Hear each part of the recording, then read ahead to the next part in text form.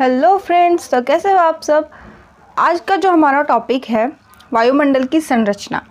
हम लोगों ने वायुमंडल के संगठन के बारे में पढ़ लिया था कि वायुमंडल में क्या संगठन, वायुमंडल के संगठन क्या है। अब हम पढ़ेंगे वायुमंडल की संरचना कि वायुमंडल जो है हमारी, इसकी रचना कैसी है। तो वायुमंडल में भी विभिन्न प्रकार की परतें पाई जाती हैं। जिस प्रकार से पृथ्वी के नीचे में विभिन्न प्रकार की परतें पाई जाती है, उसी प्रकार पृथ्वी के ऊपर भी विभिन्न प्रकार की परतें पाई जाती हैं। उसे कहते हैं वायुमंडल की संरचना। तो जो वायुमंडल की संरचना है, तो आज के टाइम पे इसका जो जानकारी है, ये लगभग 16 से 29 हज़ार किलोमीटर तक का इसका जानकारी प्राप्त हो चुका है। 16 से 29 हज़ार किलोमीटर हम लोगों को पता चल गया कि इतनी इसकी ऊंचाई है। बट उसके ऊपर और भी है। समुद्र तल से 800 किलोमीटर की ऊंचाई तक जो वायुमंडल होता है वो सबसे ज़्यादा इम्पॉर्टेंट होता है। तो देखिए, वायुमंडल की जो संरचना है, वायुमंडल की संरचना, इसको दो प्रकार से वर्गीकृत किया गया है। पहला तो है तापीय विशेषता और दूसरा है रासायनिक विशेषता। तो तापीय विशेषता के आधार पर 5 प्रकार की परतें हैं वायुमंडल में। कौन कौन सी है? तो फर्स्ट आता है क्षोभ मंडल, समताप मंडल, मध्य मंडल, आयन मंडल और आयतन मंडल। और रासायनिक विशेषता के आधार पर 2 प्रकार की परतें हैं। पहला है सममंडल और दूसरा है विषम मंडल। ठीक है, तो सममंडल के अंतर्गत आता है क्षोभ मंडल, समताप मंडल और मध्य मंडल, और विषम मंडल के अंतर्गत आता है आयन मंडल और आयतन मंडल। तो इस प्रकार से देखिए, यहाँ पे एक ग्राफ बना हुआ है, इसमें चित्र है। तो देखिए, जो क्षोभ मंडल होता है, ये स्टार्टिंग ये क्षोभ मंडल है। ठीक है, ये यहाँ पे आपका ये लाइन है ट्रोपोपॉज,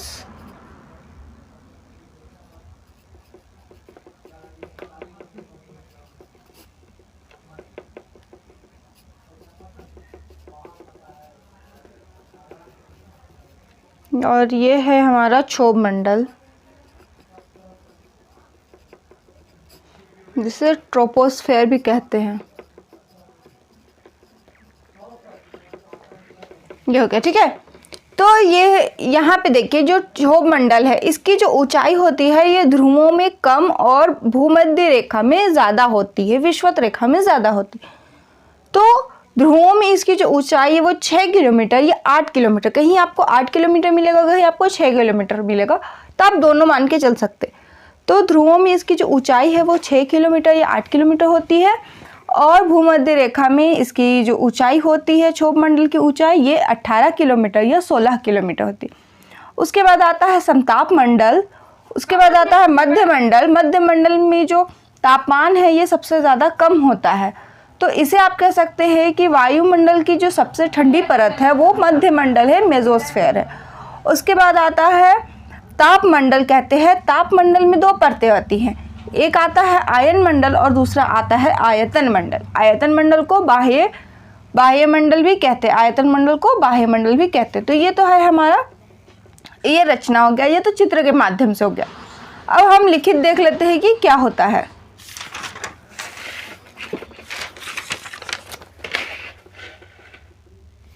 तो जो क्षोभ मंडल है,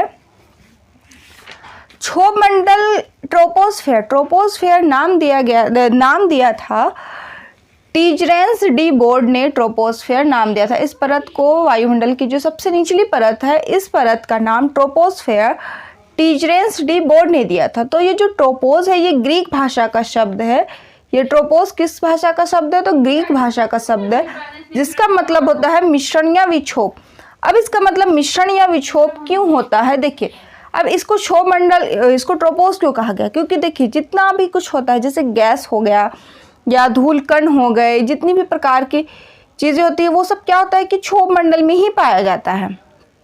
ठीक है, क्षोभ मंडल में बहुत सी चीज़ें पाई जाती हैं, गैस, धूल कण, जल, वाष्प, इसलिए इसमें बहुत सारा मिश्रण होता है, इसलिए इसको ट्रोपोस्फेयर कहा गया। और जितने भी मौसम संबंधी जितनी भी घटनाएं होती हैं, मौसम संबंधी जितनी भी घटनाएं होती है, वो सब कहाँ होती है? क्षोभ मंडल में होती हैं। और इसमें जो ऊंचाई है, ऊंचाई के साथ तापमान, जल वाष्प, एरोसोल और गैसों के अनुपात में क्या होता है, परिवर्तन होता है। ऊंचाई के साथ जैसे जैसे आपका ऊंचाई बढ़ेगा तापमान इसमें क्या होता है कि कम होता रहता है, ठीक है। तो इस वजह एरोसोल कम हो जाएगा, जल वाष्प कम हो जाएगा, गैसें कम हो जाएंगी जैसे जिस तरह से इसका ऊंचाई बढ़ते जाता है। अब क्षोभ मंडल की दो परतें होती है, एक होता है निचला परत और दूसरा होता है ऊपरी परत, ठीक है। निचली परत को घर्षण परत भी कहते हैं, निचली परत को क्या कहते हैं, घर्षण परत भी कहते हैं। और ये जो होता है ये 1 से 3 किलोमीटर, धरातल से 1 से 3 किलोमीटर तक होता है ये परत। और इसमें क्या होता है, तापीय प्रतिलोमन की क्रिया होती है। तापीय प्रतिलोमन की क्रिया कहते हैं उसे कि ऐसे जो नॉर्मल लैप्स रेट रहता है उसमें क्या होता है कि जो ठंडी हवाएं होती है वो नीचे होती है और जो गर्म हवाएं होती है वो ऊपर होती। लेकिन तापीय प्रतिलोमन में क्या होता है कि जो ठंडी हवाएं हैं वो ऊपर हो जाती है, जो गर्म हवाएं हैं वो नीचे आ जाती है। तो ये होता है कहाँ, ये क्षोभ मंडल में होता है, ठीक है, निचली परत में, तो क्षोभ मंडल की निचली परत में होता है। दूसरा होता है इसका ऊपरी परत होता है, ठीक है। और इसमें क्या होता है, प्रति 1000 मीटर में 6.5 डिग्री सेल्सियस तापमान घटता है। प्रति 1000 डिग्री में कितना डिग्री सेल्सियस तापमान घटता है, तो 6.5 डिग्री तापमान घटता है। इसको आप कह सकते हैं कि 1 किलोमीटर में 6.5 डिग्री सेल्सियस तापमान घट जाता है। और इसकी जो ऊंचाई है वो विषुवत रेखा में अधिक और ध्रुवों में कम होती है। इसकी ऊंचाई क्या होती है, विषुवत रेखा में अधिक और ध्रुवों में कम होती है। अगर इसको चित्र के माध्यम से देखें तो इस प्रकार से कुछ होता है कि ये हो गया हमारा पृथ्वी, ये हमारी पृथ्वी हो गई, ठीक है। ये अच्छा से नहीं बना, चलिए कोई बात नहीं। ये हमारी पृथ्वी है, ये हमारा हो गया 0 डिग्री इक्वेटर, 0 डिग्री इक्वेटर, ठीक है। और ये हो गया हमारा ध्रुव। तो ये किस तरह से होता है कि ध्रुवों में इसकी ऊंचाई ज़्यादा, ठीक है, और विषुवत रेखा में इसकी ऊंचाई ज़्यादा, ध्रुवों में कम। तो विषुवत रेखा में इस तरह से होगा, उसके बाद कि ये इस तरह से यहाँ नीचे आता जाएगा और फिर यहाँ आकर के ये बढ़ जाएगा। इस प्रकार से इसका कुछ डायग्राम बनता है। अब देखिए इसकी जो ऊपरी सीमा होती है, क्षोभ मंडल की जो ऊपरी सीमा होती है, ऊपरी परत जो होती है, उसको ट्रोपोपॉज कहते हैं। क्या कहते हैं, ट्रोपोपॉज कहते हैं। ये जो सीमा होती है ये 1.5 किलोमीटर मोटी होती है, ठीक है। इसका ट्रोपोपॉज जो नाम रखा था, ये नेपियर शॉ ने इसे ट्रोपोपॉज इसको नाम दिया था। ट्रोपोपॉज की कुछ विशेषताएं हैं जिसमें क्या होता है कि ऊंचाई के साथ तापमान में गिरावट इस सीमा पर आने पर समाप्त हो जाती है, अतः यह शीत बिंदु को दर्शाता है। जैसे तापमान, ऊंचाई बढ़ती जाती है, तापमान घटता जाता है, तो जैसे ही हम ट्रोपोपॉज पे पहुंचेंगे तो जो तापमान है वो घटना बंद हो जाता है और ये शीत बिंदु को दर्शाता है। किस चीज़ को दर्शाता है, शीत बिंदु को दर्शाता है, कोल्ड पॉइंट को दर्शाता है। उसके बाद आता है हमारा विक्षोभ मिश्रण जो है वो समाप्त हो जाता है। अधिकांश वायुमंडलीय जलवाष्प के सांद्रण की ऊपरी सीमा निर्धारित करती है। ठीक है, तो क्या अब हम देख लेते हैं। नेक्स्ट हमारा है समताप मंडल। नेक्स्ट क्या है, समताप मंडल। समताप मंडल की खोज किसके द्वारा की गई थी, तो टीजरेंस डी बोट के द्वारा 1902 में समताप मंडल की खोज की गई थी। इसमें क्या होता है कि ओजोन का अत्यधिक सांद्रण पाया जाता है। ठीक है, अत्यधिक ओजोन का सांद्रण किस मंडल में पाया जाता है, तो समताप मंडल में पाया जाता है। इसकी ऊंचाई 25 से 50 किलोमीटर होती है। इसकी ऊपरी सीमा को कहते हैं स्ट्रेटोपोज। देखिए स्ट्रेटोस्फेयर से बना है स्ट्रेटोपोज। ठीक है, कभी कभी निचले समताप में सीरस बादल, जिसको क्या कहते हैं, मदर ऑफ पर्ल क्लाउड, जिसे मदर ऑफ पर्ल क्लाउड और नैक्रियस क्लाउड भी कहते हैं। ठीक है, नैक्रियस क्लाउड भी इसको कहते हैं। सीरस बादल दिखाई पड़ता है। और समताप मंडल में ही क्या होता है कि जेट और हवाई जहाज जो होते हैं वो समताप मंडल में ही उड़ते हैं। जेट और हवाई जहाज जो होते हैं वो समताप मंडल में ही उड़ते हैं। उसके बाद हमारा आता है ये मध्य मंडल। तो मध्य मंडल की जो ऊंचाई है वो 50 से 80 किलोमीटर है। मध्य मंडल की ऊंचाई कितनी है, 50 से 80 किलोमीटर। अच्छा, इसमें क्या होता है, समताप मंडल में ही देख लेते हैं एक चीज़ और हम, कि इसमें जो होता है ओजोन का अत्यधिक सांद्रण पाया जाता है इसमें, और ओजोन जो है वो 15 से 35 किलोमीटर में पाया जाता है, के मध्य पाया जाता है। क्योंकि इसकी ऊंचाई देखिए ये क्या है, 25 से 50 किलोमीटर है। ओजोन कितना में पाया जाता है, तो 15 से 35 किलोमीटर की ऊंचाई में ओजोन पाया जाता है, ठीक है। और इसमें भी सर्वाधिक सांद्रण जो है वो 22 किलोमीटर में पाया जाता है। 22 किलोमीटर की ऊंचाई में इसमें सर्वाधिक सांद्रण पाया जाता है। हालांकि ओजोन का जो है वो 80 किलोमीटर तक पता लगाया गया है, लेकिन सबसे अधिक जो सांद्रण है, सबसे ज़्यादा ओजोन जो है वो 22 किलोमीटर में ही पाया जाता है। अब देखते हैं हम मेसोस्फेयर, मध्यमंडल। तो मध्यमंडल की जो ऊंचाई है वो 50 से 80 किलोमीटर है। अब इसमें क्या होता है, तापमान में पुनः गिरावट आता है, तापमान में फिर से गिरावट आने लगती है, ठीक है। पहला तो देखिए क्या हुआ, क्षोभ मंडल में तो तापमान में गिरावट आ रही थी। उसके बाद जब हम ट्रोपोपॉज पे पहुँचे तो वहाँ पे एक सीमा पर तापमान में गिरावट आना बंद हो गया, फिर तापमान बढ़ना शुरू हो गया। जैसे ही तापमान बढ़ते गया, फिर क्या हुआ कि जब मेसोस्फेयर में हम पहुँचे तो मेसोस्फेयर में क्या हुआ कि फिर से तापमान घटने लगा, और 80 किलोमीटर तक पहुँचते पहुँचते क्या होता है, 80 किलोमीटर की ऊंचाई में क्या होता है, तापमान -100 डिग्री सेल्सियस हो जाता है। वायुमंडल की सबसे ठंडी परत है, ठीक है। वायुमंडल की क्या है, सबसे ठंडी परत कौन सी है, तो मध्यमंडल है। ऊपरी सीमा को मेसोपॉज कहते हैं। नेक्टिलूसेंट बादल ध्रुवों के ऊपर गर्मियों में दिखाई देते हैं। तो देखिए एक और क्वेश्चन आ सकता है कि नेक्टिलूसेंट बादल जो है वो कहाँ दिखाई पड़ते हैं या किस परत में दिखाई पड़ते हैं, तो मध्यमंडल में ध्रुवों के ऊपर गर्मियों के दिनों में दिखाई पड़ते हैं, ठीक है। उल्का की घटनाएं इसी में होती, मतलब कि जो उल्काएं पृथ्वी में जब आती, जो उल्काएं जो पृथ्वी में गिरती हैं, ठीक है, तो वो क्या होते हैं कि वो मेसोस्फेयर में जैसे ही पहुंचती है वो जलने लगती है, वो जल जाती है मेसोस्फेयर में ही, ठीक है। उल्का घटना कहाँ होती है, तो मेसोस्फेयर में होती है उल्काओं का जलना, ठीक है। उल्काएं जो है उसी में जल जाती हैं। अब नेक्स्ट हम देख लेते हैं आयन मंडल। तो आयन मंडल जो है वो ताप मंडल के अंतर्गत आते हैं। ताप मंडल के 2 परत हैं, जिसमें से पहला है आयन मंडल और दूसरा है आयतन मंडल, ठीक है। ये किसके परत है, ये ताप मंडल के परत है, थर्मोस्फेयर के परत हैं।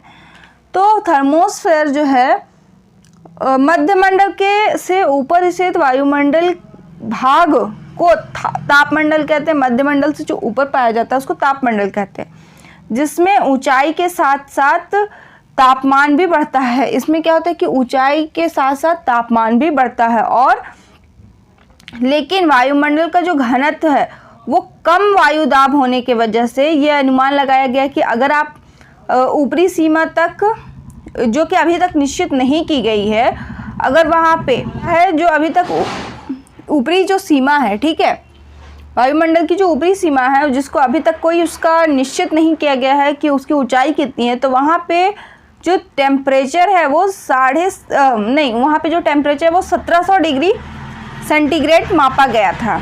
इतना ज़्यादा तापमान है, तो इस तापमान का जो मेज़रमेंट है ये नॉर्मल थर्मामीटर से तो नहीं किया जा सकता है, ठीक है, क्योंकि यहाँ पर वायुमंडलीय गैसें अत्यंत न्यून घनत्व के कारण बहुत अधिक हल्की हो जाती है। देखिए यहाँ पे आयन मंडल और आयतन मंडल, ठीक है,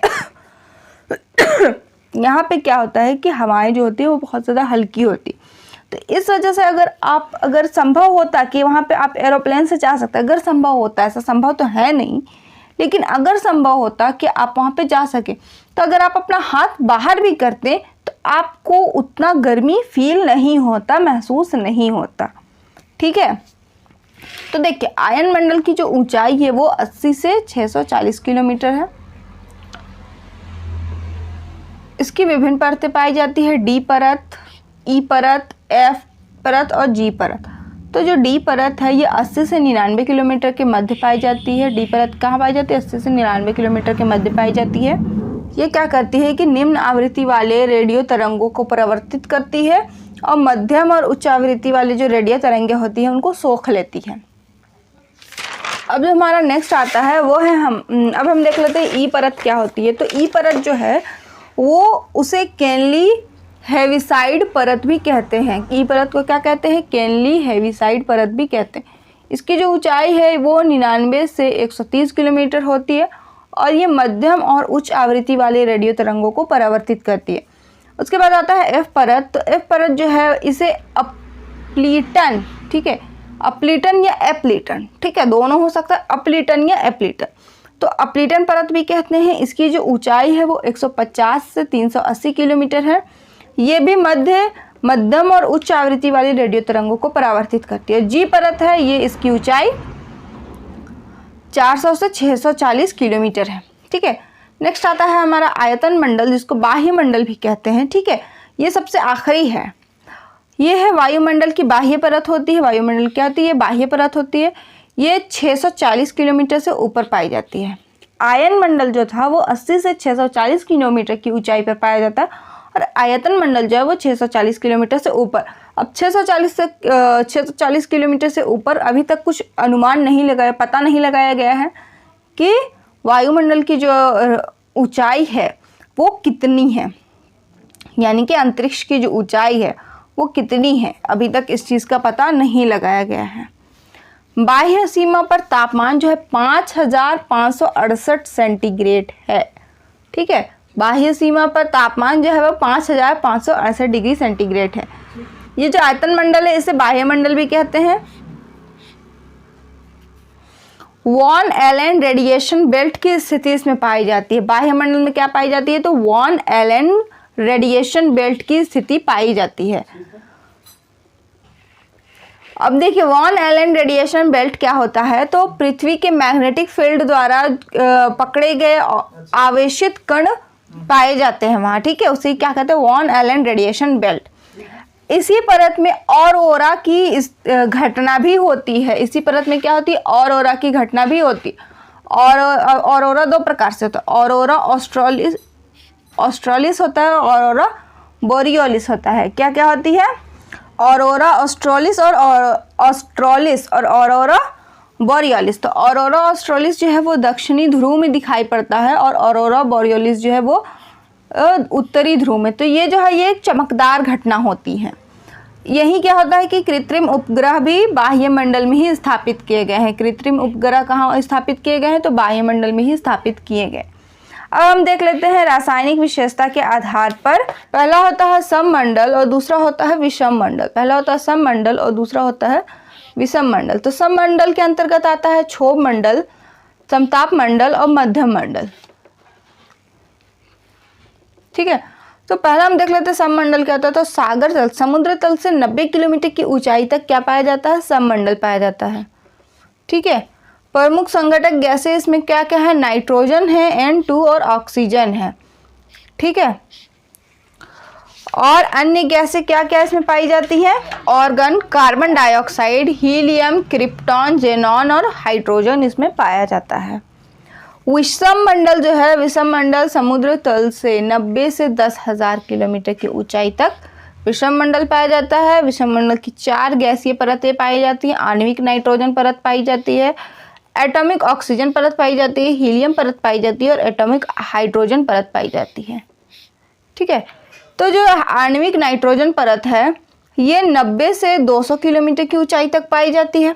एटॉमिक ऑक्सीजन परत जो है वो 200 से 100 किलोमीटर की ऊंचाई तक पाई जाती है और हीलियम परत जो है वो 1100 से 3500 किलोमीटर की ऊंचाई तक पाई जाती है। एटॉमिक हाइड्रोजन परत जो है वो 3500 किलोमीटर से ऊपर पाई जाती है, ठीक है। तो ये जो हमारा वायुमंडल का जो संरचना टॉपिक था ये हो गया कंप्लीट। शॉर्ट में ही मैंने आप लोगों को सब कुछ बता दिया है। बहुत ज़्यादा इसको बड़ा नहीं करना है, बहुत ज़्यादा कोई हार्ड टॉपिक भी नहीं है, बहुत ही ईजी है। देखिए इसको कैसे समझा जा सकता है कि जिस प्रकार से पृथ्वी के नीचे में परतें पाई जाती है, पृथ्वी के नीचे है ना, जैसे कि क्रस्ट है, मेंटल है, कोर है, ठीक है। अब जिस तरह से क्रस्ट की 2 परतें हैं, मेंटल की 2 परतें हैं और कोर की 2 परतें हैं, कुल मिलाकर कितना हो गया? 6 परत हो गया। उसी प्रकार से क्या होता है कि वायुमंडल के ऊपर, पृथ्वी के ऊपर में भी परतें पाई जाती है, ठीक है। उन परतों को हम क्या कह देते हैं कि वायुमंडल की संरचना है। अब वायुमंडल की संरचना में जो हमारा पृथ्वी हो गया, इस तरह से जैसे ये हमारा धरातल हो गया, ठीक है। तो अब यहाँ पे जो परत पाई गई, ठीक है, ये यहाँ से यहाँ तक इसको हम नाम दे दिए क्षोभ मंडल, ट्रोपोस्फेयर, ठीक है। अब इसके ऊपर जो परत पाई गई इसको हम क्या कह दिए, समताप मंडल, स्ट्रेटोस्फेयर। इसके ऊपर जो परत पाई गई उसे हम कह दिए मेसोस्फेयर, ठीक है। इसके ऊपर जो परत पाई गई उसे हम कह दिए आयनोस्फेयर, और इसके ऊपर जो परत पाई गई उसे हम कह दिए एक्सोस्फेयर, ठीक है। इसको हम किस तरह से बांटते हैं, तो ऐसा नहीं है कि इसमें कुछ परत है, कुछ दीवार खड़क है, वैसा कुछ नहीं है। देखिए इसमें क्या होता है कि तापमान जिस तरह से, जैसे तापमान में गिरावट आ रही है तो एक ऊंचाई तक वो अगर गिरावट आई, एक ऊंचाई तक वो सेम लक्षण अगर उस परत में पाए गए तो उसको एक परत कह दिया गया। अब वहाँ से चेंजिंग होना शुरू होगा, तो जहाँ से चेंज हुआ वो हो गया दूसरी परत, ठीक है। जैसे कि यहाँ पे ट्रोपोस्फेयर जो है, ट्रोपोस्फेयर में तापमान में ऊंचाई के साथ तापमान में गिरावट होती, ठीक है। ट्रोपोस्फेयर में, यहाँ देखिए ट्रोपोस्फेयर में तापमान के साथ क्या होती है, ऊंचाई के साथ तापमान में गिरावट आती है। फिर यहाँ ट्रोपोपॉज में आकर के ये एक रुक जाती है। फिर यहाँ क्या होता है, फिर तापमान ये बढ़ने लगता, फिर तापमान बढ़ता जाता है। उसके बाद फिर यहाँ पे स्ट्रेटोपॉज में आकर रुकती है, और फिर यहाँ से मेसोस्फेयर में जैसे ही ये पहुँचती तापमान में फिर से गिरावट आने लगती है। तापमान में कितना ज़्यादा गिरावट आ जाता है कि ये -100 डिग्री सेल्सियस में तापमान पहुंच जाता है। तापमान में कितना गिरावट आ जाता है कि ये -100 डिग्री सेल्सियस के 100 डिग्री सेंटीग्रेड हो जाता है। फिर से यहाँ क्या होता है कि तापमान बढ़ने लगता है, ठीक है। और फिर बढ़ता है, फिर तापमान क्या होता है, बढ़ता ही चला जाता है ऊपर बाह्य मंडल तक। इस प्रकार से परतों को विभाजित किया गया है, ठीक है। उसमें कुछ कुछ विशेषताएं पाई जाती है। अब इसको याद कैसे रखा जाए कि जो निचली जो परत है क्षोभ मंडल, इसमें सभी प्रकार की मौसमी घटनाएं होती हैं, और जो भी गैस है, वायु के गैस है, धूल कण है, जो भी है वो सब कहाँ पाए जाते हैं, तो क्षोभ मंडल पाए जाते हैं। स्ट्रेटोस्फेयर में क्या होता है कि यहीं हवाई जहाज और जेट विमान जो होते हैं वो सब यहीं उड़ते हैं।